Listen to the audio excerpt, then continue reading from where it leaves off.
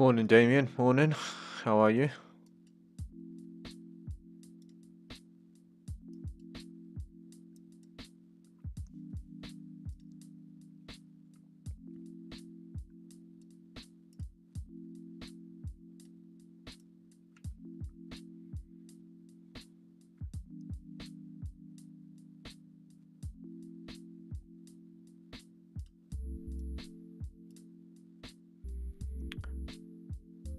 Morning, Anchor.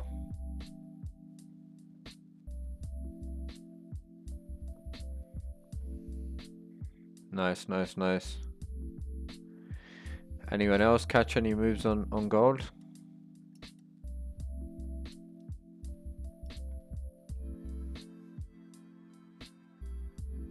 Currently in this buy on GU. I'm gonna take some partials just over here,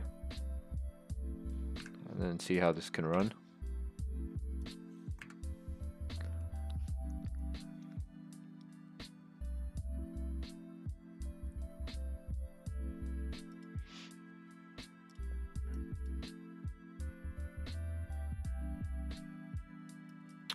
Currently in this trade as well, NZDCHF. Don't know if any of you guys took this from the weekly watch list.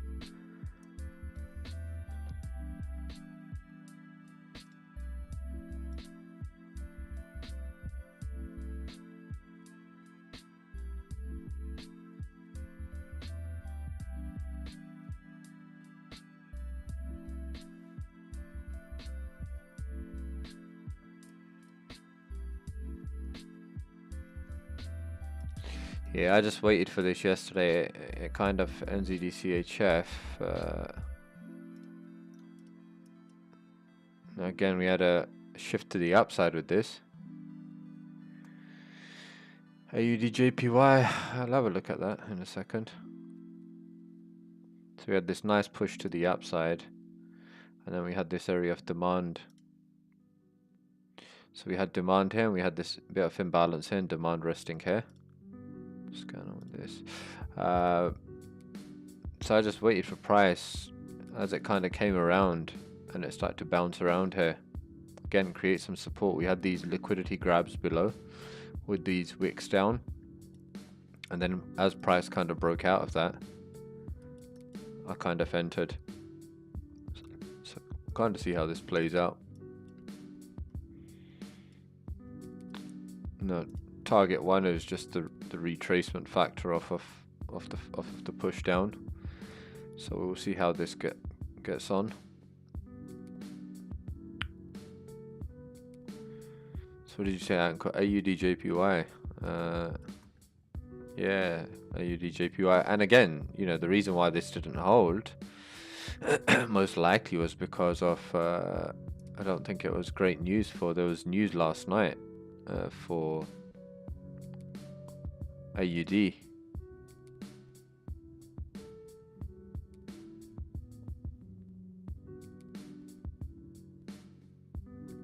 Yeah, so there was news yesterday, so I've not really looked into it too much. So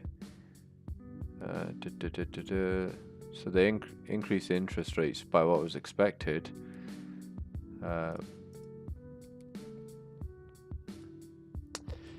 So what do they say? They've said the RBA hike by 25 basis points, but are they one step closer to discussing a pause? There you go. There's the bearish catalyst. So an initial glance at RBA statements suggests they are nearing the end of the tightening cycle and perhaps one step closer to publicly discussing a pause. By removing the board expects that further increases in interest rates will be needed over the months ahead. In exchange for the board expects that further tightening of monetary policy will be needed to ensure that inflation returns to target. It means they're no longer certain that two or more hikes will be coming, and that means that there may be one final hike to come to take rates to 3.85%, of course. Yeah, there you go. That's the bearish catalyst for AUD. Their bearish stance on because again, you got to remember the markets. You know, what do the markets take into account? The markets take into account future projections. You know, that's like the number one catalyst. It's not what's happening here and now. It's what the future projection is, and that's the key factor. So if price is not holding this level, you know, what can we look at on AUD/JPY? Well, AUD/JPY, we have demand resting below here. Now how does that align with this move? Pretty nicely back down here. So, you know, what's the next kind of price action for AUD/JPY? Probably a bit more of a push down and then some sort of a retracement for a continuation move back to the downside.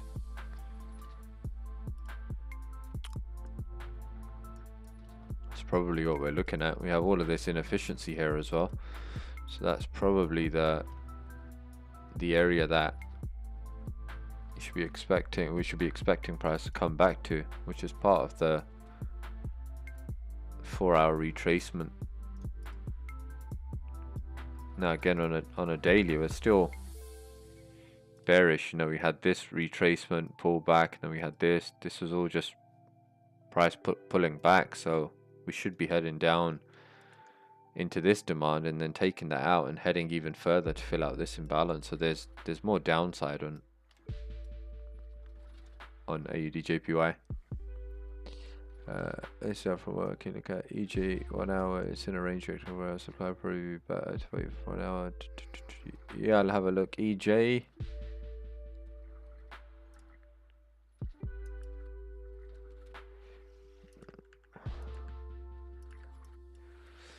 So EJ.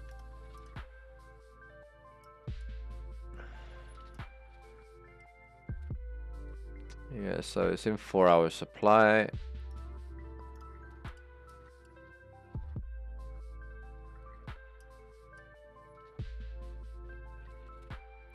One hour, what did we have? We had this push out, retracement, broke above, retracement, came into this area of supply, failed to break above.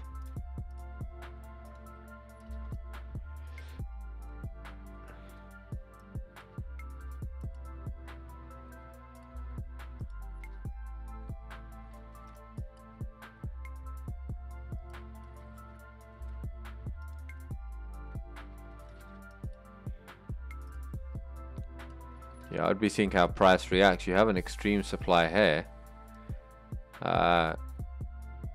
Even though the hourly, you know, the hourly hasn't broken bearish, because you could see we created a high, we had a retracement, we then failed to break the previous high. So that's all that's really going for us right now. And then we had this sell-off. You do have this extreme supply, which again, you know, you can see this gap imbalance in the 45-minute, 30 minutes pretty efficient, but there's nothing really here. 15-minute,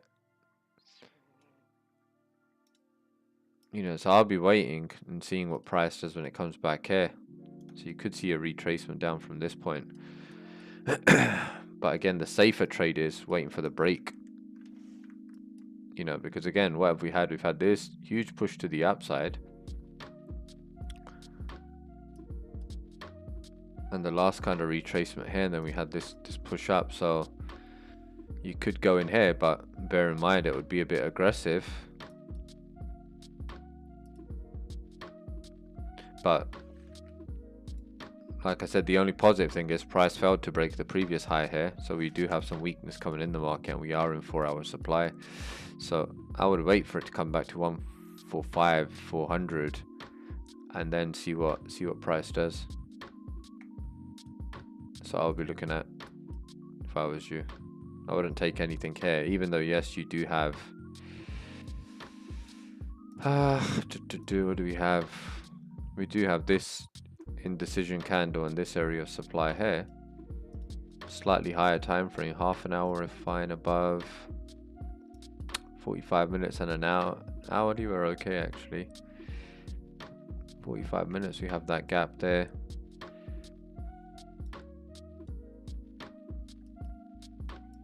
Yeah, you probably want to see how this holds, if it holds this area.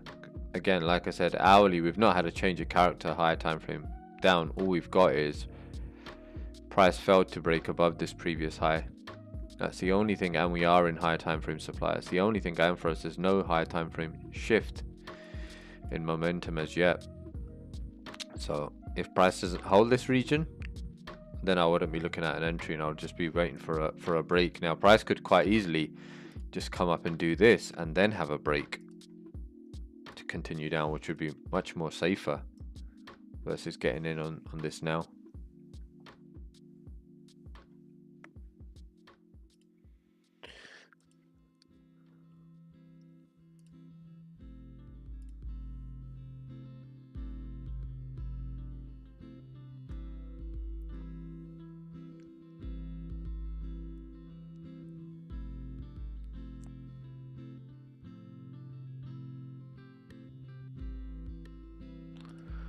Come on, G, you're gonna move from here.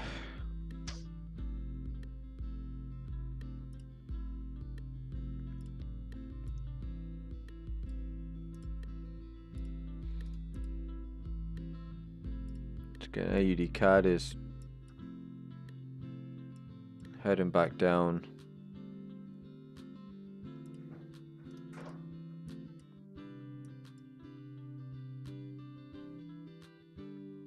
Definitely see it heading back down towards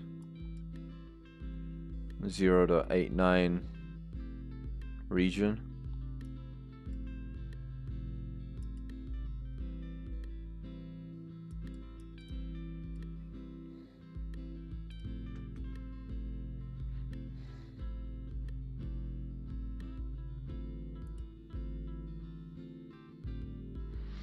Any pairs, anything specific anyone's kind of looking at?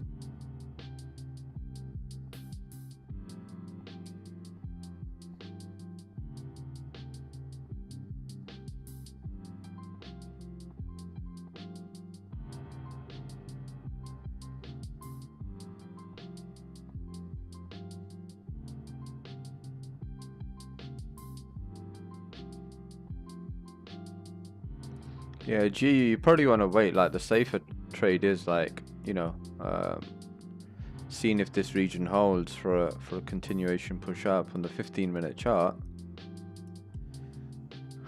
You know, price filled out this imbalance and mitigated this supply over here, and then start to come down. We haven't yet fully fulfilled this pullback up here, which I'm anticipating price to do. So it's coming that region from this low to that high. So you probably want to see this area hold. If it holds, you can take a retracement trade.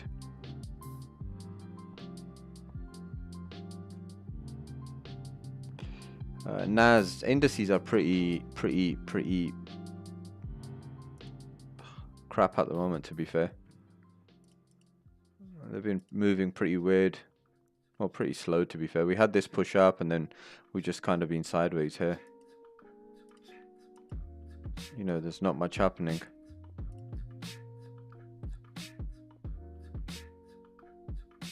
Morning coffee. So like last 15-minute push, you know, what have we been having? Kind of had this push up, retracement, push up, retracement, push up, retracement, and then kind of volume's gone dead. So we're kind of no here nor there. You know, we've not broken a low, we've not taken another high out. We still have all of this area to fill. So we'll just need to wait and see what price really does.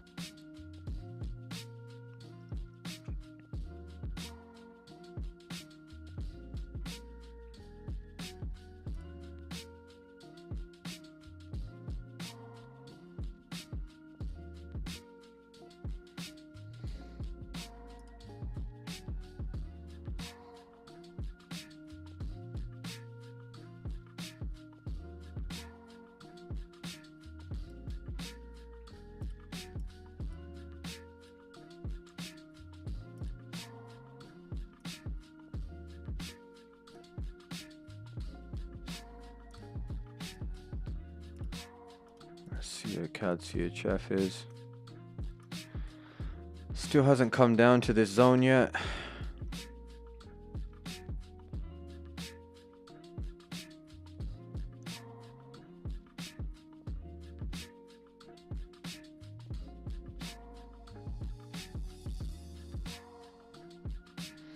Yeah, I'm just gonna...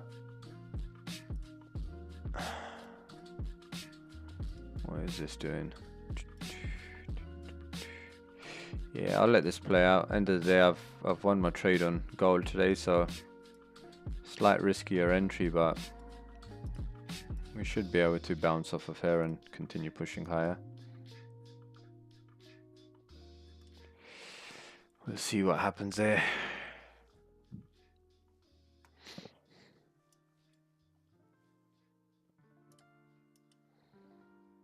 Euro AUD is just, wow. Delete some of this stuff, reevaluate this. Alright, what are we doing on Euro AUD?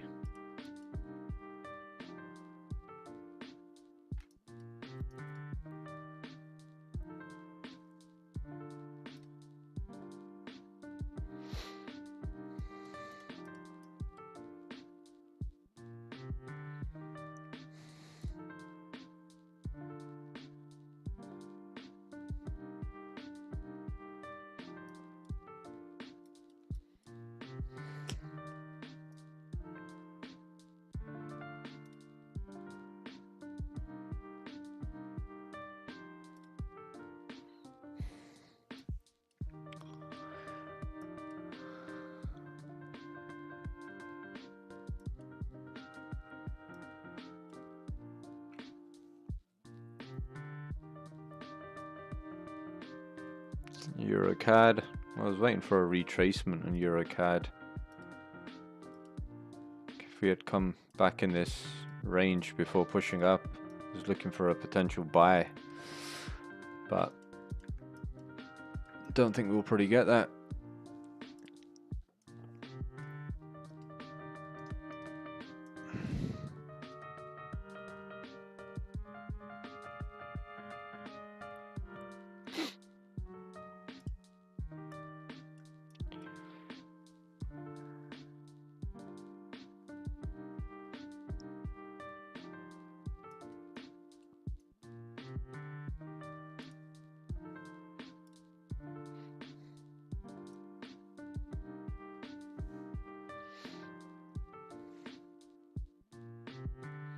Waiting for the coffee to hit your system.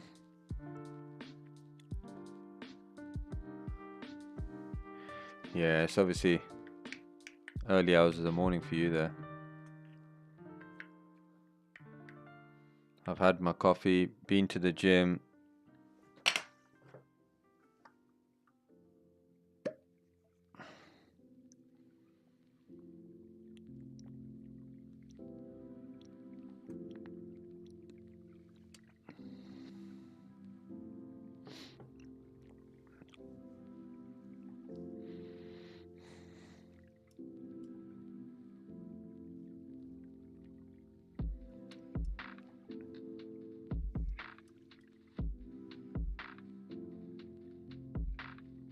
Morning, Damien.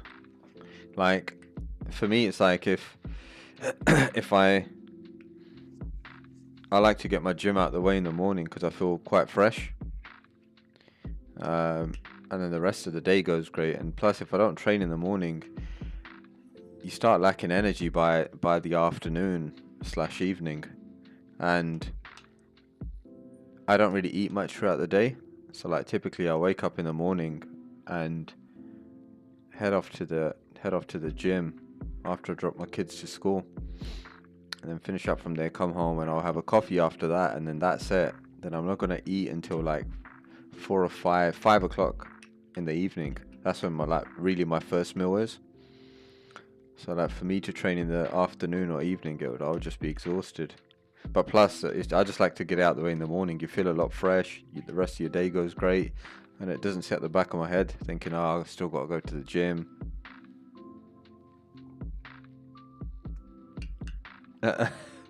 One eye open ankle.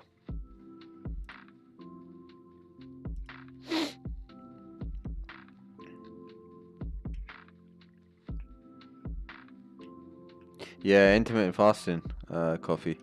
To be fair, I didn't really do it for that perspective. It just kind of worked out. Obviously, that is what it is. I personally prefer to just like, obviously, I eat a certain amount of calories, so I'm not like back in the day. I would be like I would weigh and measure everything I ate and stuff like that. Um, GU looks like it's moving. So like I said, I'm gonna take some partials here. So as I've already traded today. Trade this pullback and then I'll let the rest run and see if it continues running, or if price decides to come back, and then if it retests, fine as well. I don't really mind, but I will be taking some partials up in this region here. So yeah, it's more like controlling my calories, because during the day I'm busy trading, kids, work, doing stuff, working out, and you're kept busy. You don't feel hungry, and you can kind of go by with it. And it's like the evening time when there's not much to do, and you feel like snacking and starting to eat. So I just thought, right, okay, intermittent fasting is great because I can control my calories. I can still kind of eat things I want to eat and not really go over my calories and feel like shit. I'm still kind of hungry and then like binge eating. So it's worked pretty well for me. It was tough in the beginning, but my body's quite used to it now.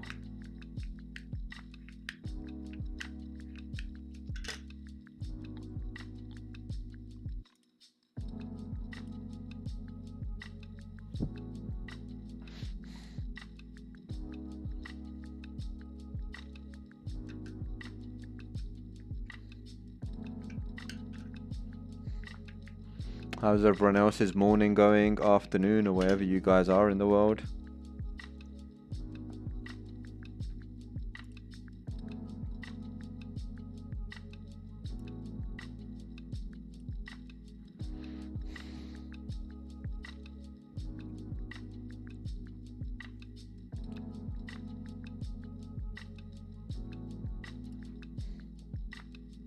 I'll break down my gold trade shortly as well, just to let you guys know again, like I said, I caught buys here and then I shorted gold as well.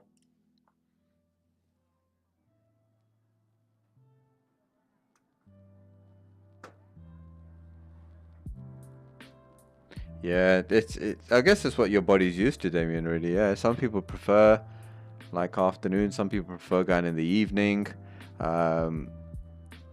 Some people again prefer the morning.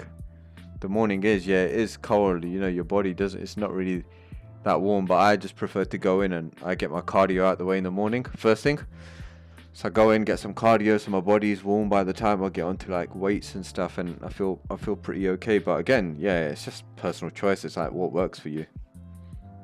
Anchor, you're at work, grinding away. Good to hear.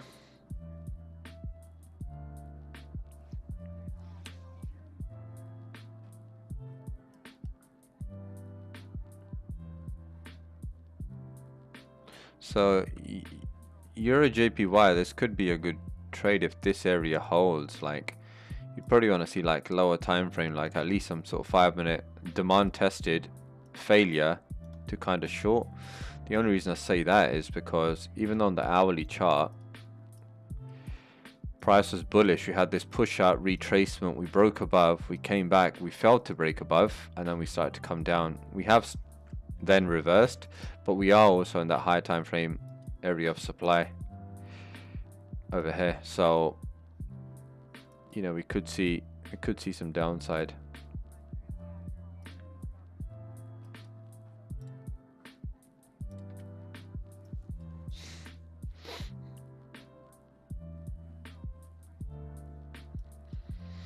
Nice, Ankle. Absolutely, mate. Gotta put the work in, put the effort in, and reap the rewards later.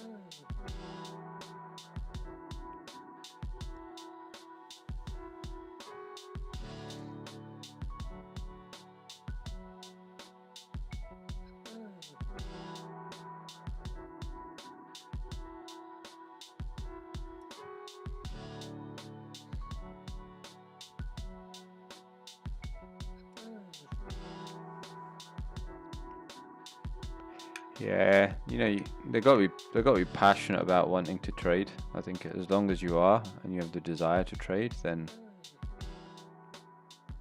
it's great.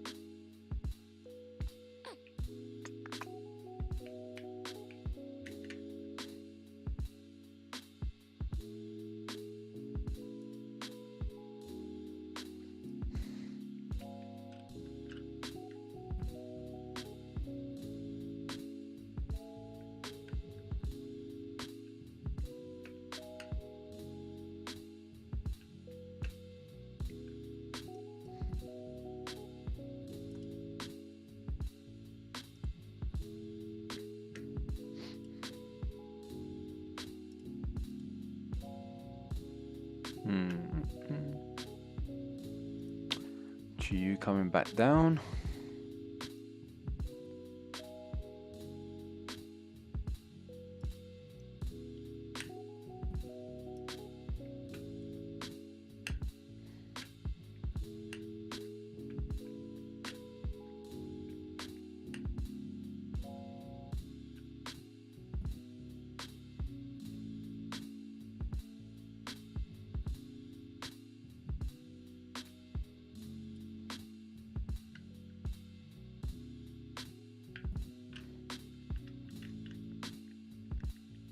Has anyone taken any trades today? Yesterday was a very quiet day. Didn't really see much at all yesterday.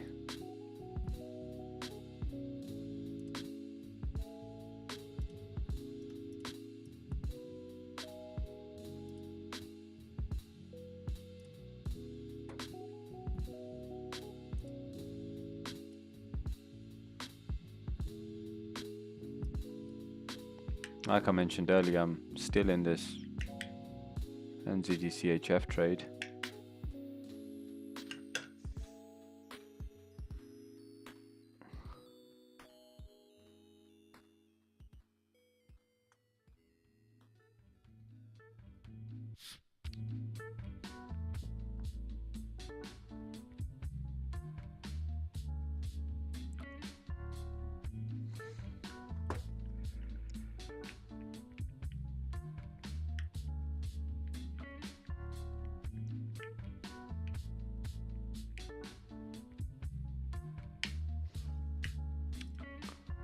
GU overall, I think if it can head back up into these areas, it's like 70 pips.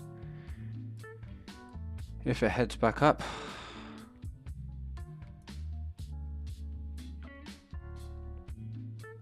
I was looking to take partials just over here, which is probably like close to 30.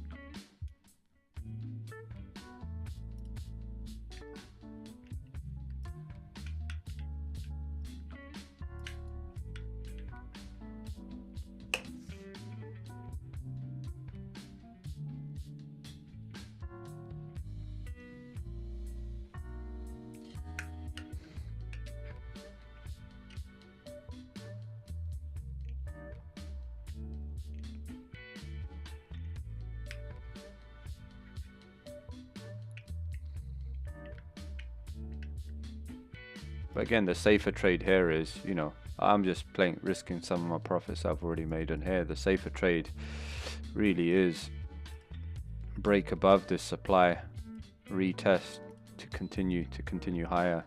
You know, that's a safer trade. So if no one's in it, I wouldn't advise. I would just say wait for breakout of this supply where we've got this pullback off a downtrend, and then see price pulling back, and then an entry to push higher, and at least trading back this, you know, this move. You've got supply sitting here, but we could still shift higher, in my opinion.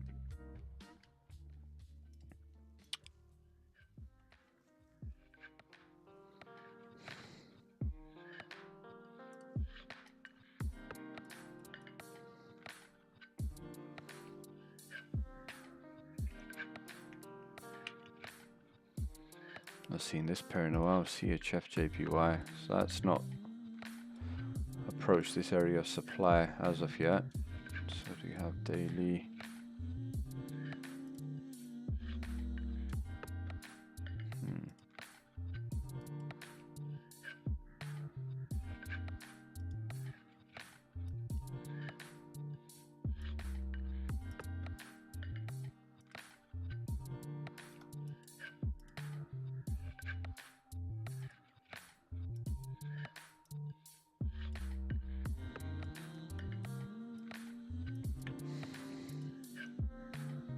This could be a good trade to watch out for.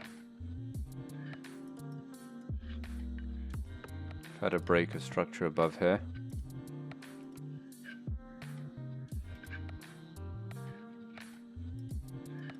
We still know there's this huge imbalance. Here's a 4-hour supply. So that's really going to be the key area where price is gravitating towards.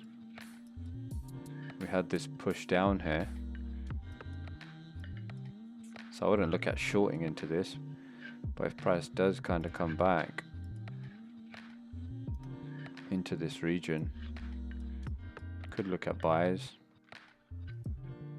for a continuation back up. Just still close to 200 pips to the upside.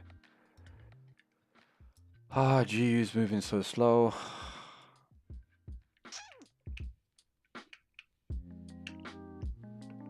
If price doesn't hold this demand here, I'm just going to cut it at a marginal margin, more or less break even, and then wait for price to break above.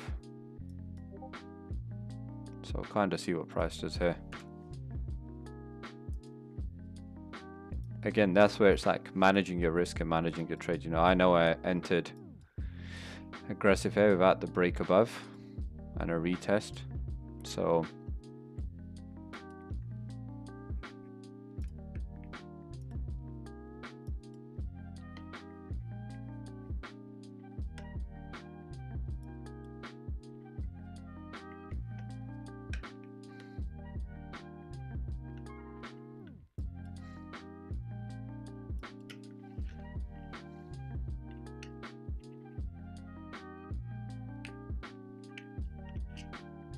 I think GU might move a little faster at NYSE.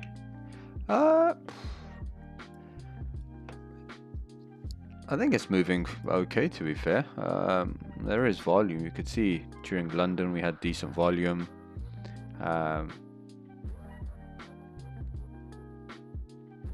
But you will naturally get a spike during NYSE Open. I think that's typically to be expected. You know, if we go back and look at previous NYSE Opens, you could see there's 930 here, decent volume. There's 930, just like 230 for me. Decent volume, so yeah, we could anticipate that and expect that. You know, right now I'm just treating this as the retracement off of this internal push up. So let's see what price does.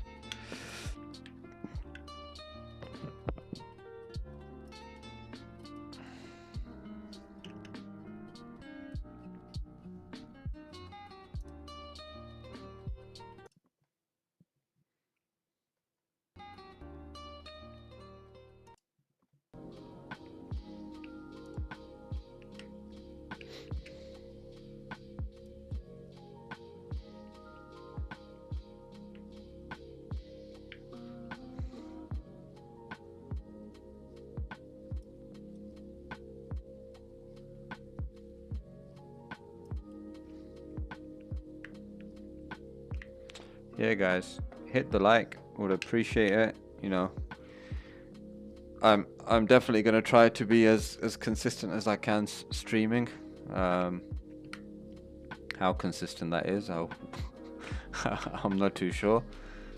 But we'll take it a day at a time.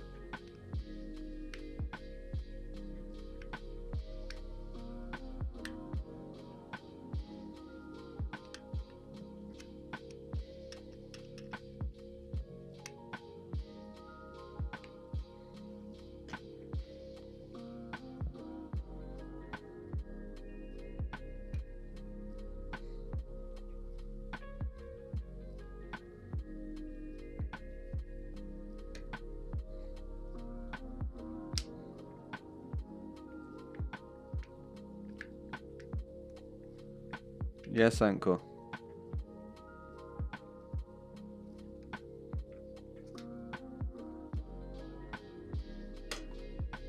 No worries.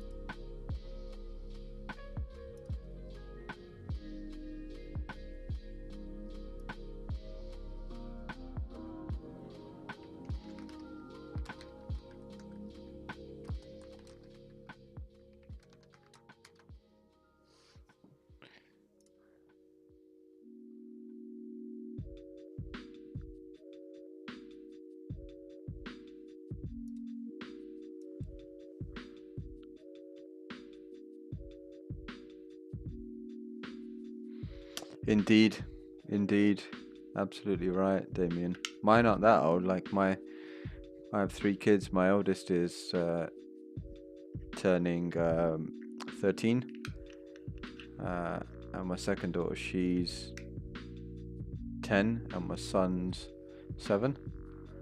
But yeah, you know, as they get older, definitely.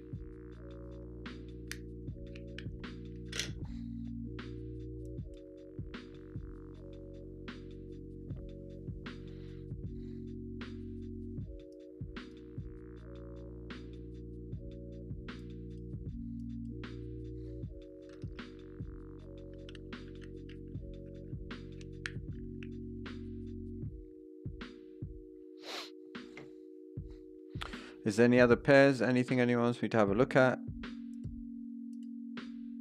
Feel free to drop it in the chat.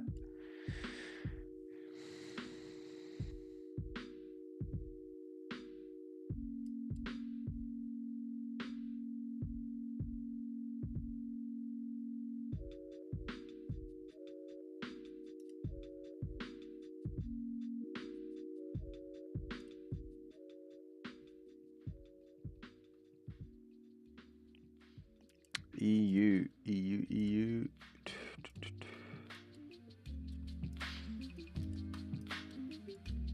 So EU still didn't break above this previous hourly high, which was here. So we're still in a funny position, you know, because the structure that we had coming down was kind of had this move, retracement, this move, retracement, this move, retracement, then we had this move. All of this was the pullback.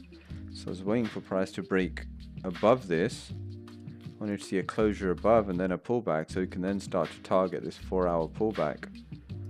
Price hasn't done that. We also have NFP and stuff this week, so I don't know how much the markets are going to kind of move before that. I obviously bought this from here. Where was it? From here. I bought this up to like here somewhere. On a pullback, it was off of this pullback here. I bought this up. So I'm looking for price to break out of this range. You know, if we can get something like a break above and then a retest of this demand, I just want to see a break above that hourly level.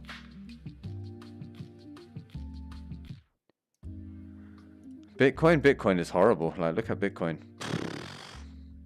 It's just, so we had this last push up, break above here, pulled back into our fib zone, into this demand zone, and now look at it, it's just sideways.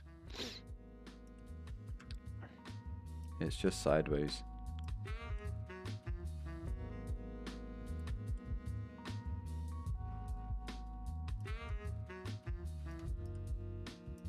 So, you know, we're still bullish here. Like you could see on a daily, we had this drop, retracement, had this drop. We've kind of come to this high. So if we see structure fail here, for argument's sake, then we could see price heading back down at least to these levels down here, at least to this level of demand that's unmitigated, and we've got all of this imbalance. But right now it's pretty shocking. You know, it's just horrible. Sideways, not doing anything. Go down to the hourly as well. Look at that, just horrible.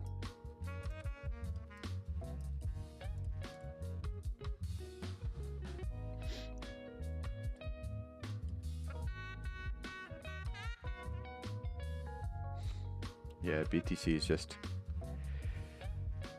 not something I'm really looking at right now, to be fair.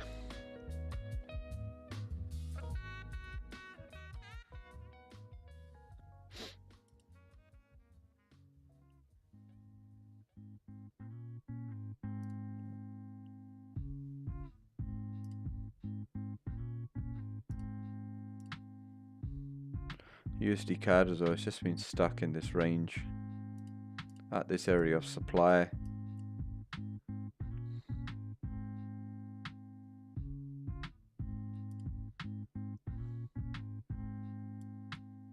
GJ, pretty similar, like just stuck in this range, sideways. See what Euro JPY is doing. 15-minute chart.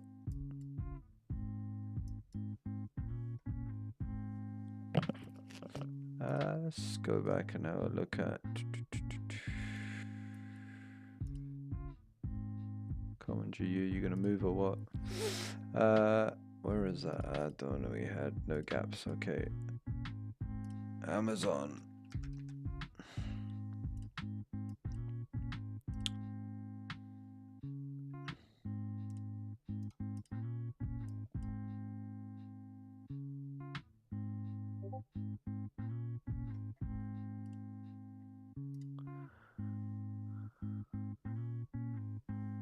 Yeah, indeed.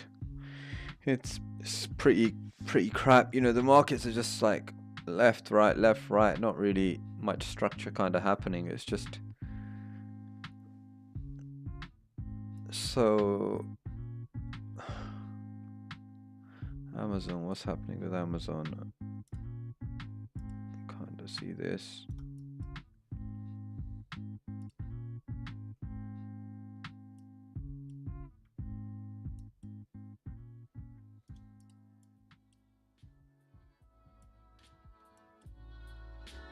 So we have supply sitting up here on a daily. Let's look at 4 hour.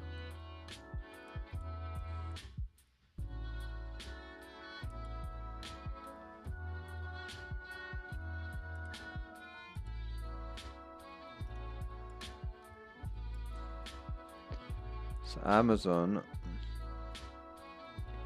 you know, I do still think we have upside from this kind of sell-off up into, we've got supply here and we have supply up over here with these areas of imbalance.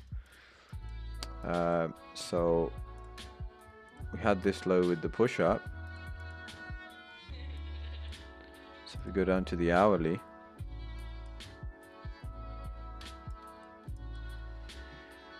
so we have demand here that's unmitigated, but at the same time we had this kind of structure break, lower, high, lower, high, low, boom. So if price can come back into demand, we could start seeing price push up over here on Amazon. Come on, GU. Can you at least let me take partials and then forget about you?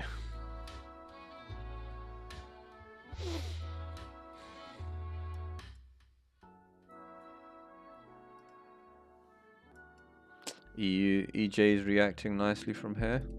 But again, like I said, you have some 5-minute structure here. So we have demand. You want to see demand being reacted, failing, and then you can look at shorting this.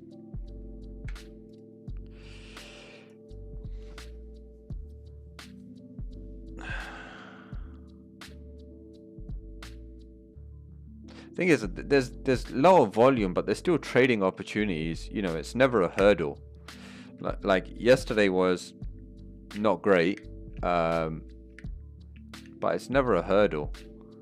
You know.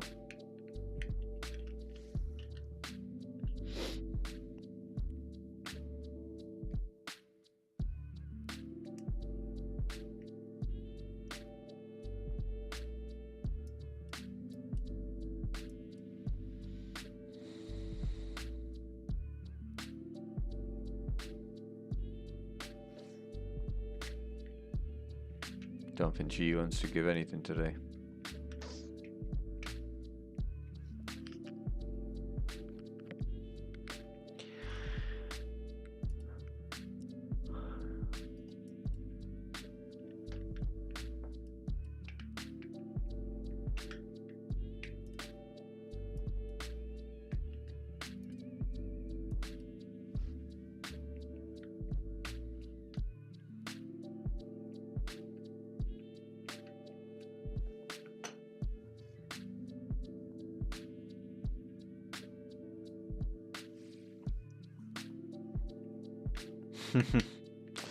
Yeah, Sanko.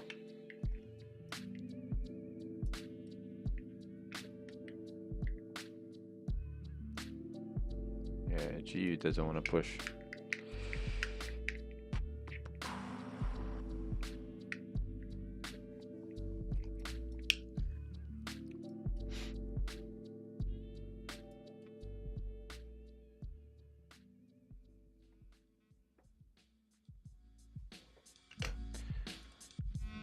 I took some here now, and that's it. Measly 13 pips. But like I said, the safer trade is if price holds this area, because we are in that key area over here. Exotics, no danger. I'll leave you to that, Mr. Exotic expert. Yeah, if price can hold this area and break above this supply and have a pullback, then there's a much higher probability of a trade there.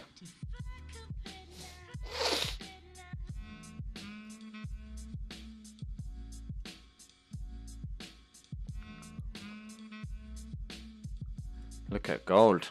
Right, so I'll go over gold and let you know what my thought process was on gold and why I took gold. So you could see higher time frame. We had this area of supply on the 1 hour that was unmitigated. Hey B2, how you doing, mate? So we had this hourly supply here that was unmitigated, and also what we had done was in this downward structure we created this low, we had a retracement, and then we broke the low, so we had to change a character back to the upside, which was this entire bullish leg that we had.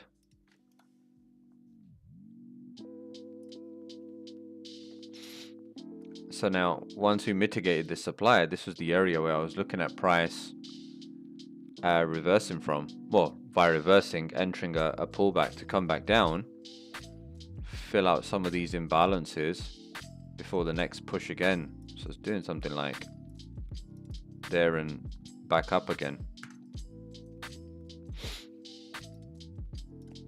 So when we then look at it on a 15-minute chart,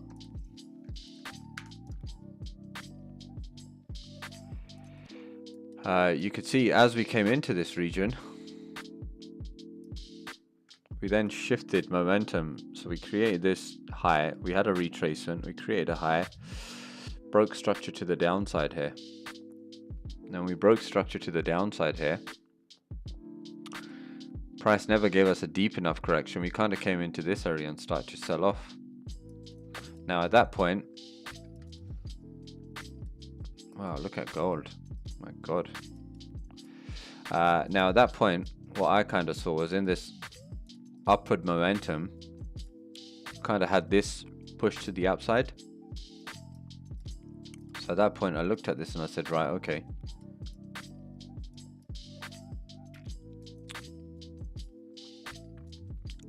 We had a change of character here at this supply. And then we were creating this lower low, lower high, and then we create this low. So I thought this is a prime area for price to retrace from before it then starts to sell off to the downside. So as price came into this area, we got a perfect retracement. You can see there's the last high, there's the last low. And at that point, why was my TP here, one, I was just looking at taking out this previous low, and two, again, I probably could have taken this further. Looking at the swing low, which was this swing low that caused this big push up. And again, to be fair, this is what happens when you're in the gym setting TPs and targets. You know, I should have really had it at the base of this, which should have given me 151 pips in comparison to 118 pips. So yeah, it was just, this is a prime area to cause a retracement after this hourly push to the upside that caused a change of character here. Because again, you know, what is this doing? Nothing. After we had this big push up, we can anticipate a retracement. You know, price isn't just going to be heading in one direction. Order block imbalance. Yeah, those are confluences that I kind of look at as part of, you know, I kind of treat it more like supply and demand and imbalance, and you know, those things are added confluences along with the fib, along with liquidity, along with overall structure, along with how I read structure. You know, not everyone reads structure in the same kind of manner, but the expectation was for price to head back down into these areas, because again, you could see on the hourly chart, there's a change of character, broke above this swing, which took out the previous low here.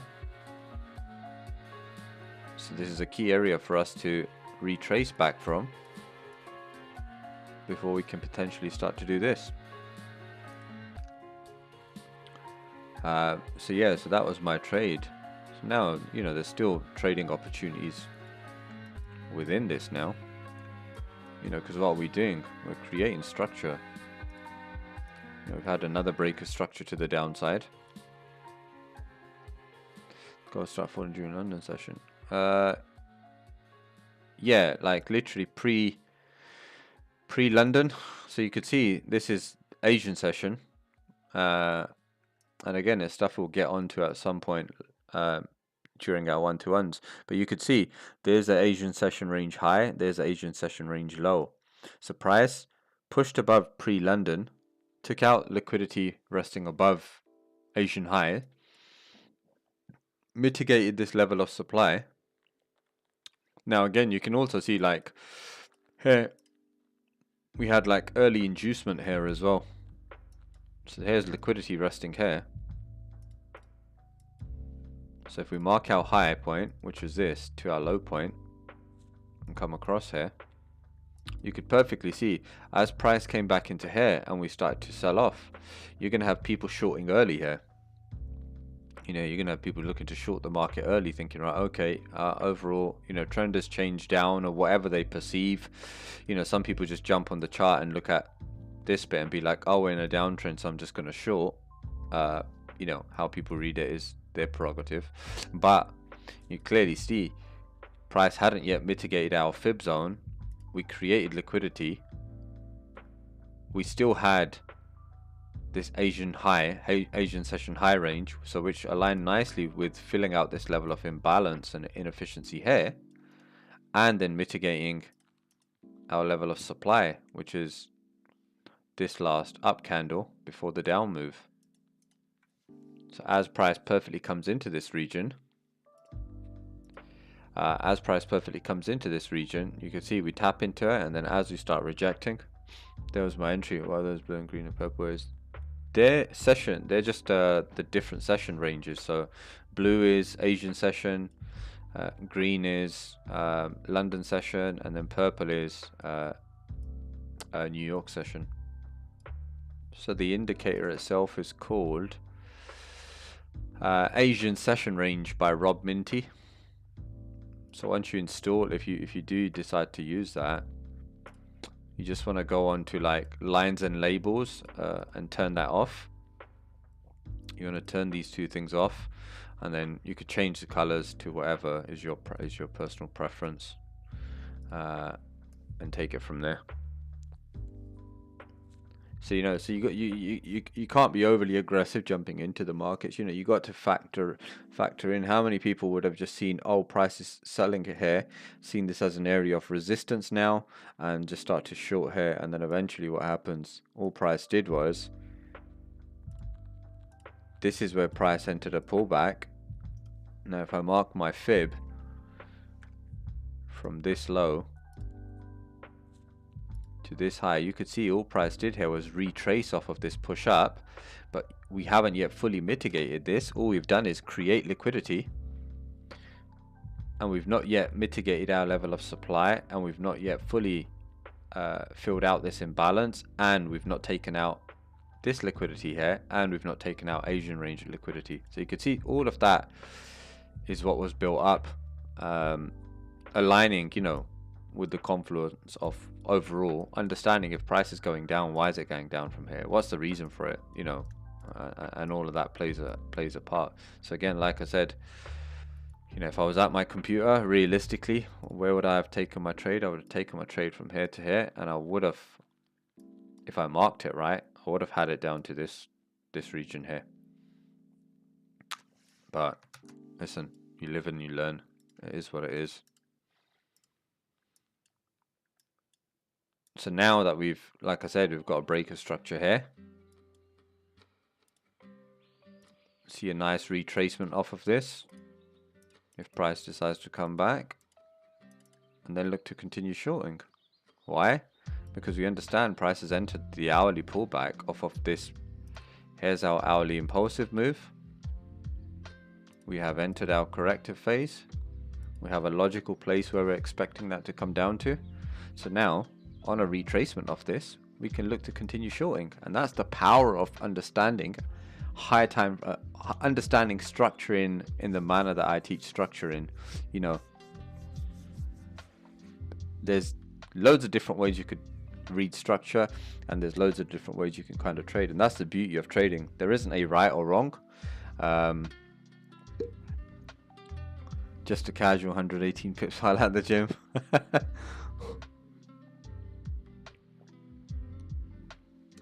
Indeed.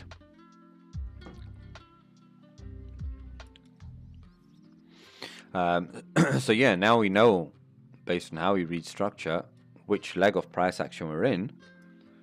We then have confidence to say, right, okay, logically, where is price heading? Again, like I said, mark my fib up. I can see there's clear imbalance. There's unmitigated areas of demand that aligns with fib confluence. There's lots of liquidity resting within these areas as well. You kind of look at these equal lows here. There's unmitigated demand here. There's unmitigated demand here. So there's all of these added factors, along with understanding structure, along with how you trade, that give you the confidence and ability to take these positions. Wow, GU is just like, come on GU, either stop me out or just give me some money. How can we use fib levels in this? I usually use it at 50. I would see discount premium. 50 is equilibrium. 50 is not discount or premium. Anything above the 50 technically is classified as premium, and anything below the 50 is classified as discount. But if you look at the 50 based on just take this area of this fib, like I said, from this high to this low. Now if you just waited for the 50, which if I turn it on,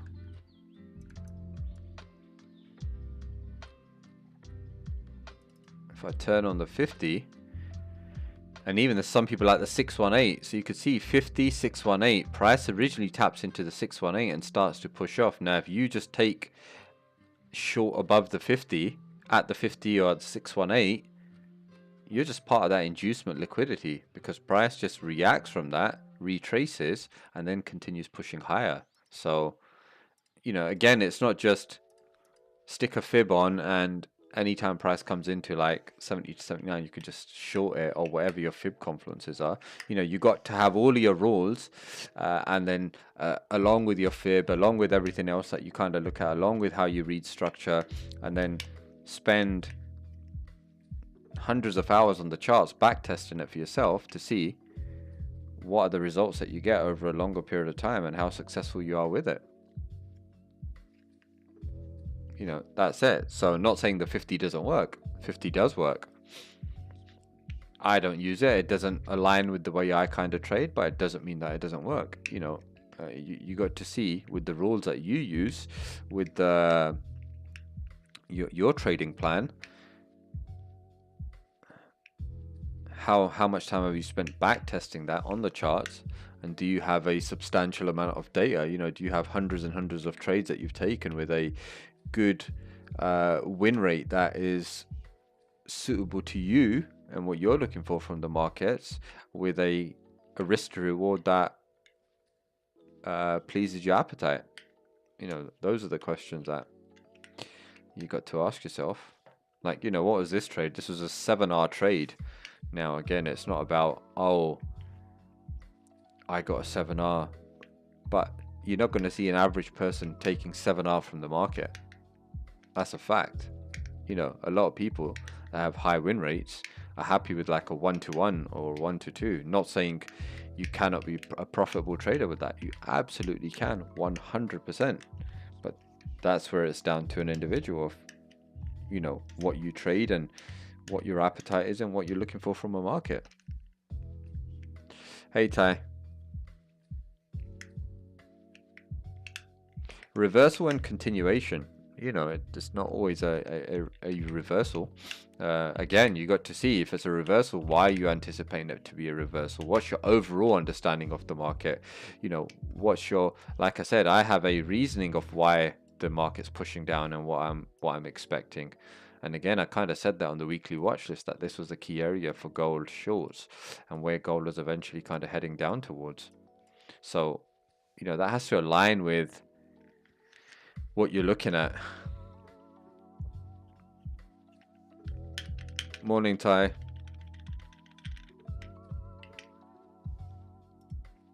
Wow, GU is just like doing nothing. Look at Euro JPY just consolidating.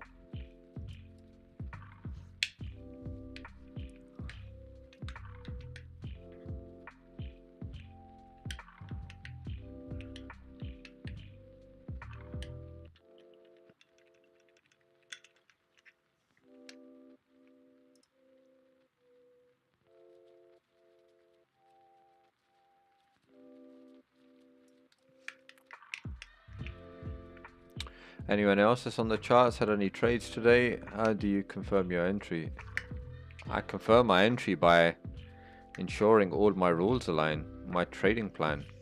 You know, if everything that's in my trading plan ticks the boxes when I'm on the charts, if structure is, if I can understand where price is based on how I perceive and read structure, you know, if my rules align, my trading plan aligns, I'm entering the trade. If it doesn't align, then I'm just waiting for it to meet my criteria.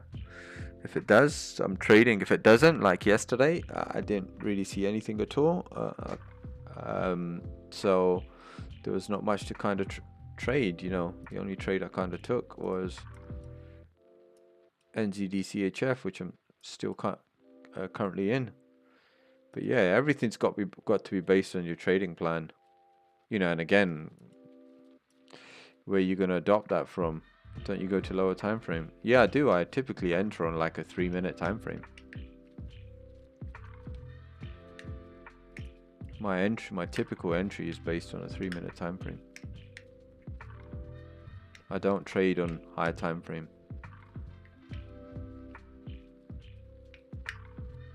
No worries, Damesh. Take it easy, mate.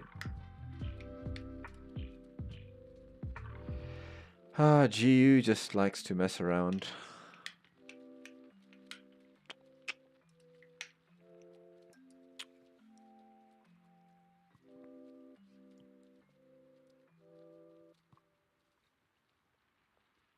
The thing is, a lot of people, you'll see BU and you'll probably go through it yourself. We all have, at some stage, everyone will jump from learning one system to another system to another system. And it's like, number one, nothing is 100%. And number two, a lot of the systems or trading strategies do work in the markets. Now, what is the success rate of them? What is the risk to reward you're going to get? Those are the real differentiating factors that you're going to come across from strategy to strategy. But a lot of it, honestly, comes from understanding structure. And again, I say it often. People just think, oh, higher highs, higher lows, and lower lows and lower highs, and that's it. Oh, because this is a downtrending market. This is an uptrending market. And this is a ranging market. We all understand that. We've seen it 100 times.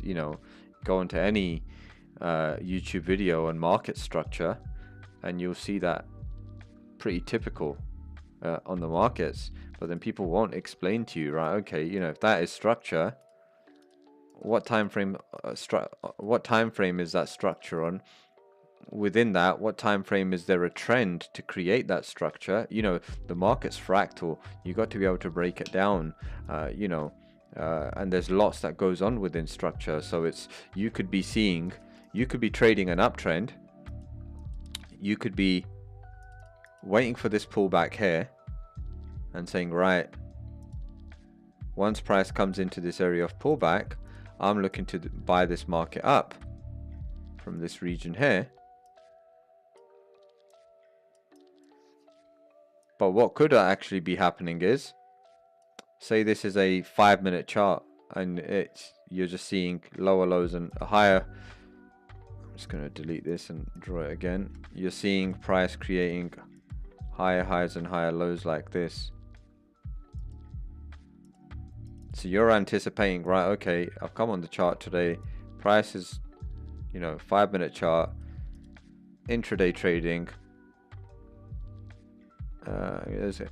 Liquidity is something to look at, but liquidity is not everything. Like, I don't put too much emphasis on liquidity. It's a very minor proportion of me looking at liquidity as like, I'm not going to take a trade if I assume that there's liquidity resting within a certain area. It's just an added confluence. It's not something that I use and think, oh, because there's potential liquidity here, I'm taking a trade. But you could be looking at this on a 5-minute chart and saying, oh, bullish, waiting for a pullback for you to take a continuation trade. But that trend could be part of a swing structure on a higher time frame, and actually price is going to start to reverse and the pullback has come to an end on a higher time frame, and you're looking at trying to buy a continuation trade, and eventually price probably does this and then starts to sell off and you get stopped out. So understanding structure, or at least having a defined set of rules of how you read structure, and understanding structure within structure is very key and important.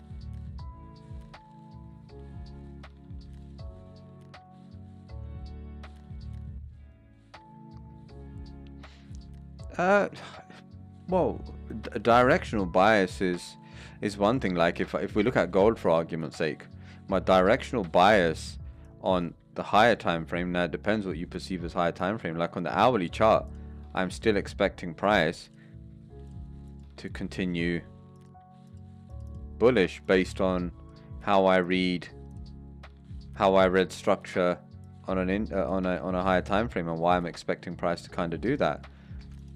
Intraday basis, as it stands, I'm expecting price to retrace down to this area and do that. So it really depends. Your directional bias, and from a long-term perspective, my directional bias, this was a key area and everyone that's been here for a while will know that this was a key area that I said price was going to start selling off from. So it really depends when you mean directional bias. What time frame are you talking about? And are you looking at it from an intraday perspective? Are you looking at it from a much wider perspective? What is your perception of that?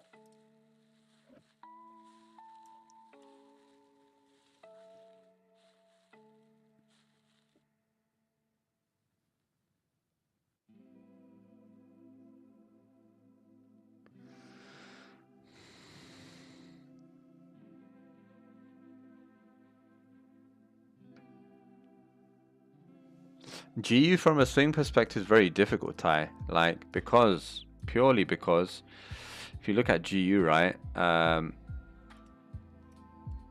GU broke above this previous daily high over here to the left. So again, GU was downtrending. From a swing perspective, you could see price broke the previous weekly low here.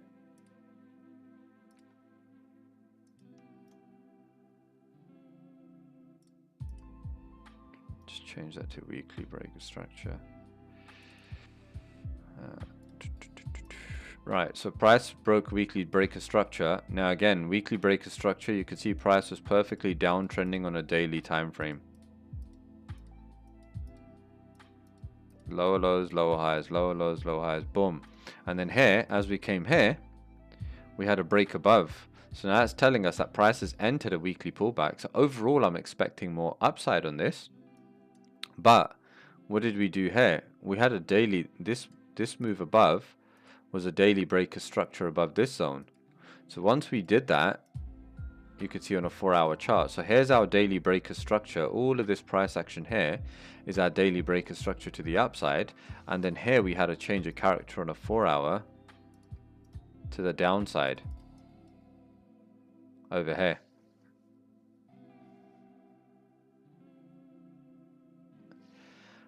So once we had a change of character here, we were expecting price to continue bearish. So we had this move down, change of character, we had this retracement, and then price started to head down here. Now, price hasn't yet broken this 4-hour. If you look out on an hourly chart as well, so there's the 4-hour low here. So price is just kind of ranging at the moment.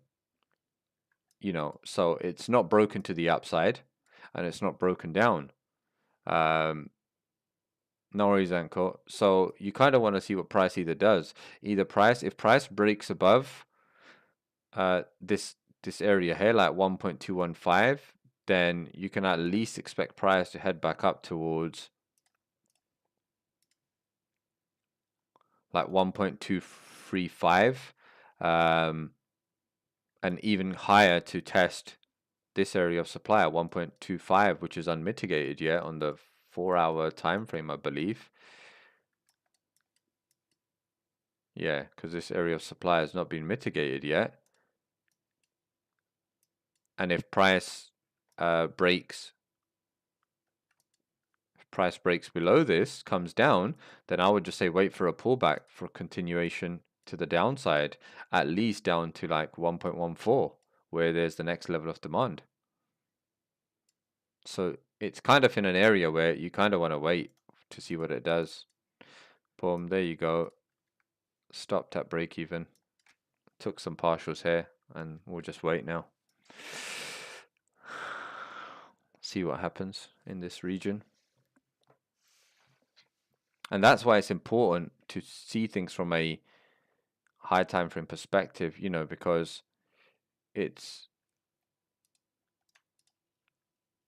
all good and well knowing stuff on an from a wider perspective, but then being able to read that on an intraday is key as well. Should we go through all main time frames to avoid that problem of time frames contrasting one another?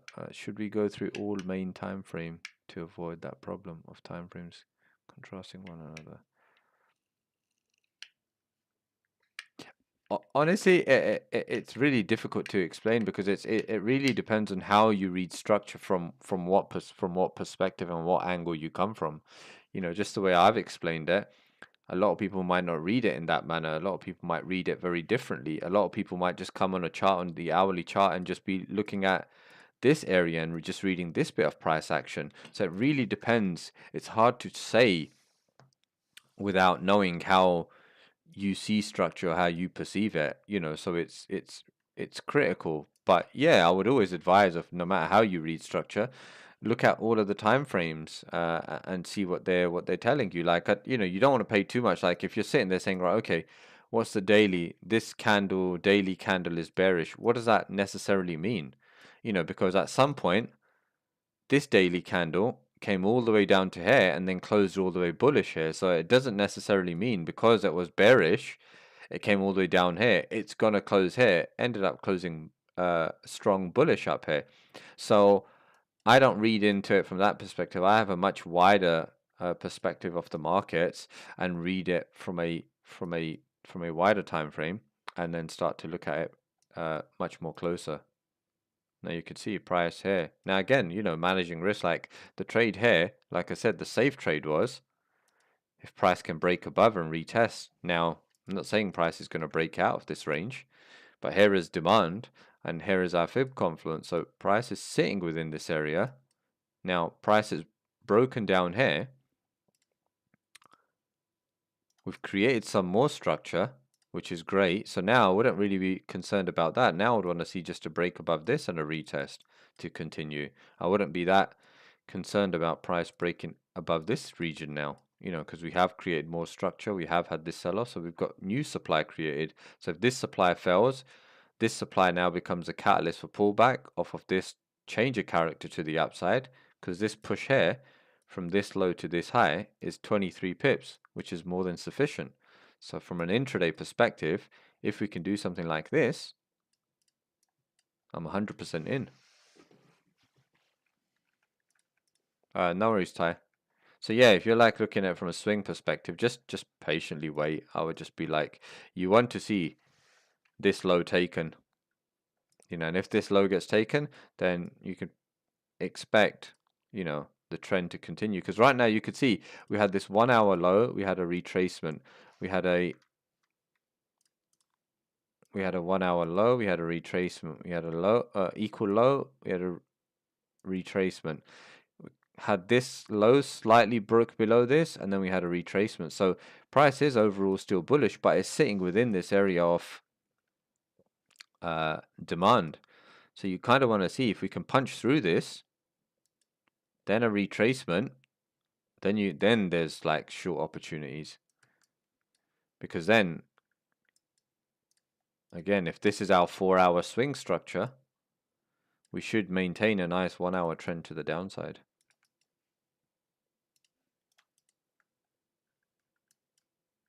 But on an intraday, why am I looking for buys right now? It is, when price came down here, I kind of missed this trade here, because if you look at this, I'm just going to delete this for a second. We had this low here, this high. Price came into this demand. The real trade was here yesterday. And at least you could perfectly see price came into this area of supply. Look at that, inch perfect into this area of supply, filled out this last bit of imbalance, swept the liquidity from above here, and then started to sell off. So the trade was really from here up into these areas, which again I didn't take. If you had taken stops below this region, target there, that would have been like a 1 to 8.8 hour trade. Perfect trade here. Now what am I currently looking at? I'm just looking at this entire move because price hasn't yet pulled back off of this entire move. We do have supply here, which again it's tapped into, so price might not come back. You know, price of the last bit of supply, kind of looking at this, was pretty much here where we mitigated here. This area of supply was mitigated by this. This area of supply was mitigated by these wicks. This area of supply was mitigated by this. So actually, you know, this level might not hold up. So we'll need to wait and see. If it does, if this does hold up for any reason whatsoever, if we do get a break above this and a retracement, then all you should really be trading is the pullback off of this leg to the downside. So I'm just going to delete that. Leave this in here. So yeah, so the real buy was here yesterday, which again I didn't catch.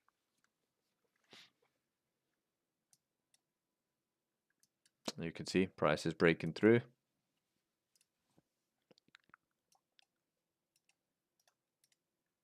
And again, as expected, just going to delete that. Like I said, if I just go back and mark this entire hourly swing structure.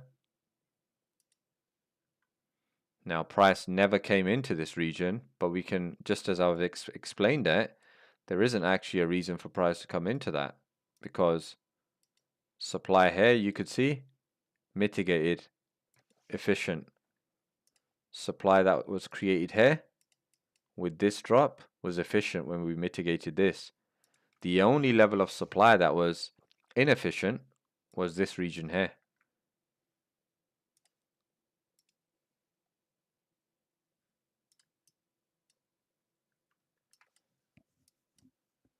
Which you can perfectly see. So there's actually not a reason for price to come back up here. Okay, you have a minor area of supply here, but that's very minor. You know, it didn't really cause much. These are the strong areas of supply. One here, which was mitigated here, two here, which was mitigated here, and then this drop here, which is what's been mitigated, and then prices start to sell off. And on the hourly, overall price is bearish. Where do you take your stop loss into? I'm not sure about that. Again, that comes down to it. It varies. It just depends on the trade I'm taking. You know, it's usually above an area of supply or demand that I'm kind of looking at. You know, I'm looking at if there's any liquidity there. Do I need to cover the highs, cover the lows? It varies. It's different. There's no set rule. You know, I don't have. Some people are like, oh, I'm only going to risk 15 pips. Or I'm only going to risk a number of pips. It's more about risk to reward. And it's the pips are never huge because I enter on like lower time frames. So it is more fractal. But it varies. Sorry, I can't be more helpful. It all really depends on your rules and your strategy and how you know what that means based on your entry model. You know, what is the point that your trade would become invalid? You know, like you could see it. I took an aggressive entry here. Now I knew it's an aggressive entry. Closed some partials at like 12 or 13 pips, which is next to nothing. But knowing that overall the safer trade would have been price doing this. But now kind of taking a step back and looking at it, there's no logical reason for price to continue pushing up here. The hourly here, as we could see, we got a closure below this region. So if I just mark the lows of these candles, you could see we closed below. So we had a new low. We came back, retested unmitigated supply, which is sitting here. Everything else is more or less efficient. And then price started to sell off.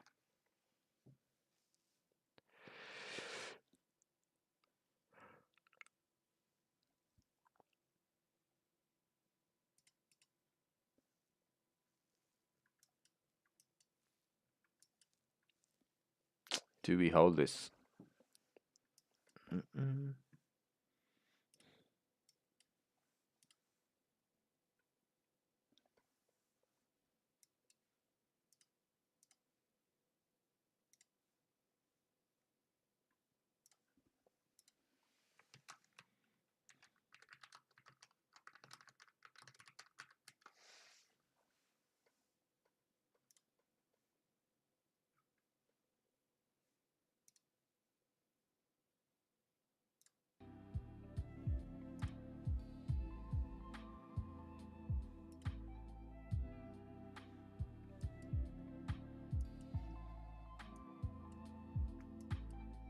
Get that nice wick down.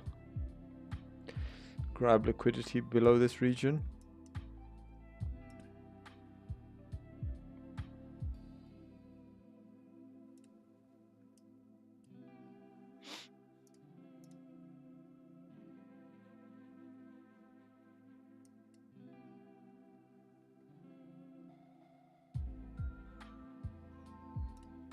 EJ, let's see EJ.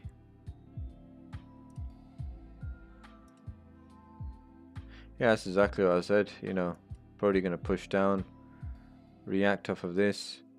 You kind of want to see this failing. If this area of supply holds and price fails to break above, because what's the objective of demand? It should be to continue pushing up. You know, because if this is a 15-minute trend to the upside, you know, and we've formed some structure here, price should continue to do this. If it fails here, then we could see price shifting lower.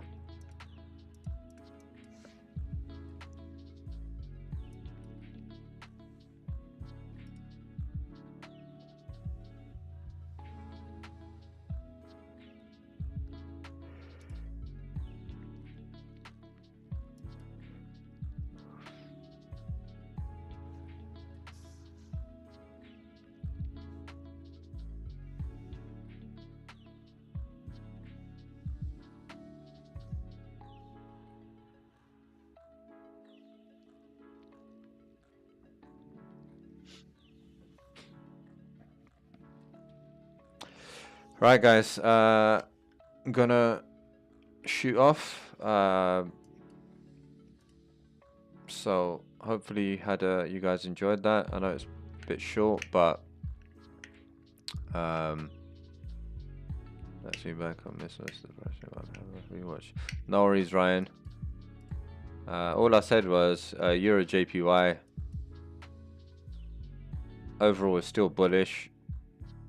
Hourly, I had said price failed to break above the previous high, so that's the only thing going for us, and the fact that we're in high time frame supply. 15-minute, obviously this is the area of supply with this indecision candle. 5-minute, price came down, retested demand. If demand fails, then we could see a continuation to the downside. Can't really bet this because I don't have trading premiums, so I can't really play.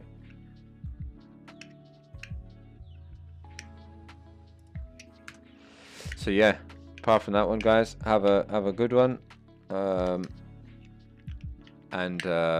Yeah, I'll catch you guys soon. Take it easy.